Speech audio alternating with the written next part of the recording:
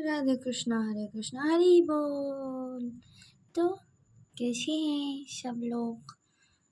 भगवान करे आप लोग बहुत खुश हैं और बहुत ही प्रसन्न हो। देखिए सभी बच्चों के दर्शन कर लीजिए, सभी प्यारे प्यारे बच्चे मेरे। देखो इनको देख लो और इनसे भी पहले इनको देख लो, सबसे बदमाश। हाँ हाँ, मेरा प्यारा बच्चा है ना, प्यारा प्यारा बच्चा है मेरा। तो आज हम बात करने जा रहे हैं राधा अष्टमी के ऊपर, जो कि हमारे प्रिय जो का हमारे श्यामा जी का प्रकट दिवस है। सोचिए कितनी बड़ी बात है ना, कितनी बड़ी बात है। तो बहुत लोग कंफ्यूज हैं और फिर उनको इस चीज़ में कंफ्यूज़न है कि राधा अष्टमी कैसे मनाएं हमारे पास अगर राधा रानी ना हो तो ये बात आप लोग बहुत अच्छे से जानते हैं कि मुझे भी राधा रानी की सेवा में नहीं प्राप्त हुई है। मुझे मेरे प्यारे से लल्ला का सेवा मिला है जो मैं करती हूँ।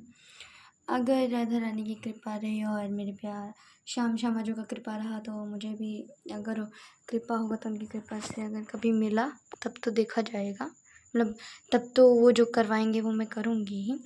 लेकिन तब तक अगर आप लोग को कन्फ्यूज़न आया कि अगर हमारे पास राधा रानी नहीं है तो हम राधा अष्टमी कैसे मनाएं, तो कोई बात नहीं, कंफ्यूज होने की कोई ज़रूरत नहीं है। मैं आपको बता देती हूँ। अगर आपके पास राधा रानी नहीं है तो आप ये जो प्यारे से सुंदर से बाबू को आप राधा रानी बना सकते हैं बहुत अच्छे से। राधा रानी हमारे श्याम श्यामा जी अलग थोड़ी हैं, वो दो प्राण एक जान है। तो अगर आप इन्हें तैयार करोगे तो कितने प्यारे राधा रानी बनेंगे, है ना, बनेंगे ना। हाँ, तो वैसे ही आप इन्हें पहना सकते हैं ड्रेस राधा रानी का।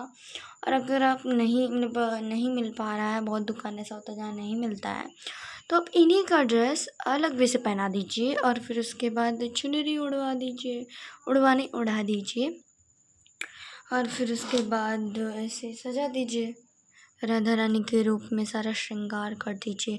अभी मैंने श्रृंगार का सामान नहीं खरीदा है राधा रानी का, तो इस वीडियो में मैं आपको बस ड्रेस पहना के दिखाने वाली हूँ।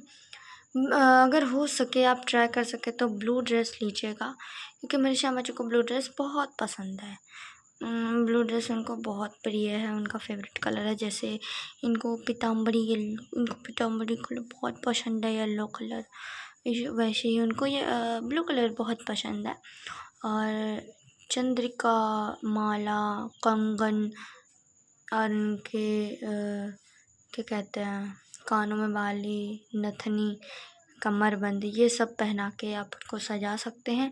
मेरे लाला छोटे से हैं, पर मैं जितना मुझसे हो पाएगा, जितना वो करवाएंगे मुझसे उतना मैं श्रृंगार करूँगी इनका। तो चलिए, ये बात तो हो गई कि राधा रानी नहीं हो तो क्या करें, अपने लाला को राधा रानी के रूप में श्रृंगार कर सकते हैं। उसके बाद व्रत के नियम।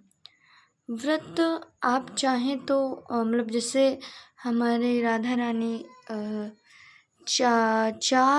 सुबह 4 बजे उनका जन्म हुआ था, मतलब वो कमल के फूल से प्रकट हुई थी, ये तो सभी को पता होगा। तो 4 बजे उनका जन्म। तो 4 बजे सुबह हर जगह इनका अभिषेक होता है, हमारी प्यारी सी श्यामा जी का। और फिर उसके बाद जो गृहस्थ में हैं, जो 4 बजे मतलब नहीं कर पाते हैं, जैसे बहुत लोग होते हैं ना, तो 4 बजे जो नहीं कर पाते हैं वो चाहे तो दोपहर के 12 बजे कर सकते हैं हमारी प्यारी सी श्यामा जी का अभिषेक। और फिर उसके बाद बाकी सब। अगर आपके पास राधा रानी और लड्डू गोपाल दोनों हैं तो आप लड्डू गोपाल को लड्डू गोपाल की तरह ही श्रृंगार करिए, कोई ज़रूरत नहीं। जब आपके पास राधा रानी है तो लड्डू गोपाल को श्री राधा रानी बनने की क्या ज़रूरत है। आपके पास ऐसा सौभाग्य है कि आपके पास दोनों जोड़ी बैठे हैं, दोनों लोग, दोनों प्यारे प्यारे हमारे श्यामा जी। तो तब तो आप समझ गए ना। और फिर अगर आपके पास राधा रानी नहीं है तो मैंने बता ही दिया, अपने प्यारे से बाबू का राधा रानी के रूप में श्रृंगार करना है। व्रत के नियम ये है कि 4 बजे हमारी राधा रानी का जन्म हुआ था, तो आपको 10 तारीख को व्रत रखना है। मतलब बहुत नियम, मतलब बहुत अलग अलग नियम है। तो अगर आपको पूरे दिन व्रत रखना है तो आप 10 तारीख को व्रत रख सकते हैं। और फिर उसके बाद 11 तारीख को राधा अष्टमी है, हमारे श्यामा जी का प्राकट्य दिवस है। तो 4 बजे आप उनका अभिषेक करके, या 12 बजे ही करेंगे, तो अगर 12 बजे करेंगे तो उनको जो अभिषेक करेंगे उस चरणामृत को पीकर आपको अपने व्रत का पारण करना है। और फिर उसके बाद दूसरा नियम, 11 बजे 11 बजे कह रही हूँ, सॉरी 11 तारीख को आपको व्रत रहना है। और फिर जैसे 12 बजे बहुत लोग करते हैं, मैंने बताया ही आपको, तो आप 12 बजे तक रहिए। फिर वही अभिषेक करके चरणामृत पीकर अपने व्रत का पारण करिए। 2 नियम ही मुझे 2 नियम का ही ज्ञान है मुझे, तो मैं उतना ही बता रही हूँ। ज़्यादा मैं भी सीख के ही बता रही हूँ। अगर मुझसे कोई भी गलती हो रही है तो मुझे कमेंट में ज़रूर बताइएगा। और फिर उसके बाद मैं माफ़ी भी मांग लूँगी अगर मुझसे कोई गलती हो रही है। तो मुझे जितना पता है मैं वो आपको बता रही हूँ, जितना मुझे ज्ञान है। और व्रत भी हो गया, और राधा रानी ना हो तो क्या करे, वो भी होगा। अब भोग की बात करते हैं। तो हमारे श्याम जी और श्यामा जी दोनों बहुत ही उपकारी हैं। तो आप उन्हें जो भी भोग लगाएंगे वो स्वीकार करेंगे। बस आप जो भी भोग लगाएं उसे प्रेम पूर्वक लगाएं, जिससे हमारे प्यारे से क्योंकि भगवान भाव के भूखे हैं।